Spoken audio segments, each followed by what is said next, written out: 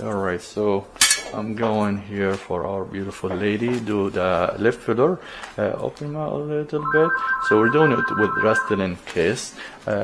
It's a medium density viscosity, you know, it really gives very good support, similar to Juvederm Volbella. I mean Juvederm Ultra. Volbella is a little bit softer, and she already has, as you see, beautiful lips. And we did her lips before, so we're doing it for maintenance. I'm doing now what is called the Swift technique for the lower lip, which is basically we numb the lips, and then I start from here, start advancing, you know. And because the filler has a numbing medicine, so with each injection of filler, I'm also injecting numbing medicine and numbing the next area where I inject, so it becomes more comfortable. I'm looking at the syringe, how much I'm injecting, I'm advancing, so the depth, everything is taken into consideration as well. I stretch it a little bit. We're doing good. So the Restylane Kysse, like most of the hyaluronic acid fillers, is made up of 1 cc, the syringe. So the ratio of the lips upper and lower in our patient here is good, so we're maintaining it. So we're going to inject around 0.5 cc in the lower and 0.5 cc in the upper lip. And then here take measurement, and this has the injection to the corner. Okay, and I try to massage gently. That blood that you see is from the superficial mucosa. That's not a bruise. Usually I'm gonna tell is potentially the lips bruise very easy and fast, but they also heal fast. But again, you know, we'll see if how it's gonna look after we dry all that superficial blood. Let's see if we have any little bruise or not. I can tell from the color if we have something deeper and bluish or greenish color, so that's usually a bruise from a vein, not from the superficial mucosa and skin. And then I come to the other side. So you see this a little bit, so that probably could bruise a little bit. Yeah, again, it heals fast, so that's the good thing. It's almost, you know, very high chance of bruising for the lips. It's a bruising area, lips, under eyes.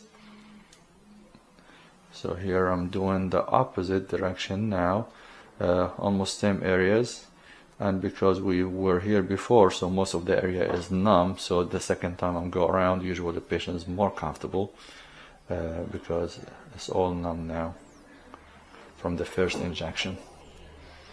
Again, I'm looking at the amount, at everything as I'm advancing. We're almost done with the lower lip. If you have any question, you would like more details about what I'm doing, please let me know. And so that's an injection for the corner. I always keep the lower, the middle, more plump, you know, that's the natural, to have like more filler in the middle, and then as we start going to the side, we have less and less, so that the lips don't look like a sausage and they taper off and stay nice anatomy. Because I have a lot of patients, for whatever reason, they ask me to inject a lot on the side, then, you know, I'll do within reason, but that's not recommended to overdo the side. You know, it has to be a little thinner than the middle. So you can tell we're finished with the lower lip, already injected half amount. So now we move that to the upper lip. Gonna do the same thing, Swift technique. You know, she has very nice shape, the cupid's bow, and the volume more in the middle and tapers off, so everything's perfect. So we just add nicely and gently a little more volume to maintain this shape and to augment what she already has. And so I'm staying also on the upper and lower lip, in the dry mucosa. So that's the dry mucosa of the lip, and then here's the border, and then here's the wet mucosa starts. By doing this, I also prevent or minimize the risk of what's called mucoceles. Not sure if, but you know, sometimes, you know, if you look at the lips inside, you see how she has a little tiny, barely anything. Sometimes if you inject close to the wet mucosa, then these will be really big sacs and pockets, so we don't want that. It depends on the product you're using, depends on the patient's anatomy and the injector. So at least we use the right product or inject the right way. So we minimize that, but sometimes even with that it happens, because again it's just patient's anatomy sometimes, and what I call it kind of the border between the wet and dry mucosa is not really strong, so the filler try to go to the area of least resistance, so if there's no resistance in the tissues, then they try to go there. But again, they're like inside and hidden, so most of the time they don't bother the patient. Actually, a lot of the patient has them and they don't even know about them, so I have to point it to them just to make sure that they're aware. And we will just either leave them alone, or sometimes we have ways to treat them. You can see we're almost done with the 1/4 of the syringe now, because we used half on the lower, and then we're gonna use half on the upper total, so 1/4 on each side. And here, and then I open that, and I'd like to go a little to the corner.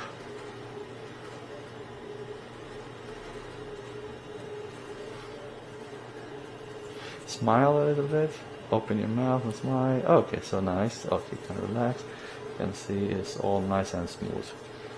Perfect. So now we're gonna inject the last. You know, if you can see that how the right side is nice and plump, you know, and then the left side is a little smaller, you know. So we're gonna, of course, make it symmetrical and inject the last part. And the same thing, we'll start from the corner. You see how the beginning, the injection kind of a little bit more discomfort, because there's no numbing medicine by injection, although we put some numbing cream, but the injection always numb a little more. So as we start just at the beginning, we just start numbing the tissues, so a little bit more tender still. And as we start working, then they're more and more numb, the patient more and more comfortable.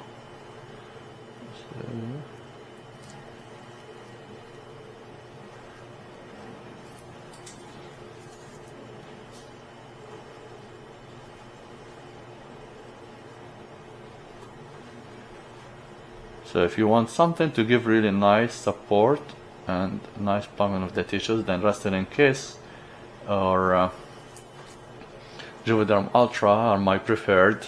Juvederm Volbella is nice for people who like really want a little support and a little maintenance. They don't want it like really too big or too strong of a difference, you know, so it's very subtle.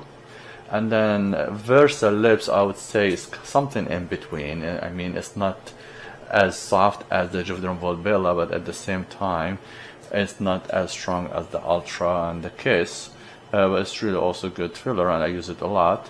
And then there's the RHA2 filler. RHA2 is good for the lips, and I think it's like as strong as kind of in between Volbella and Ultra, is more like the Versa Lips.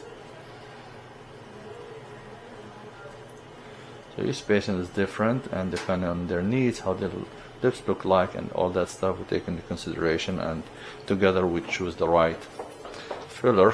So we're almost done, and everything looks good. And I go a little bit the lower lip here, corner, and do my last injection.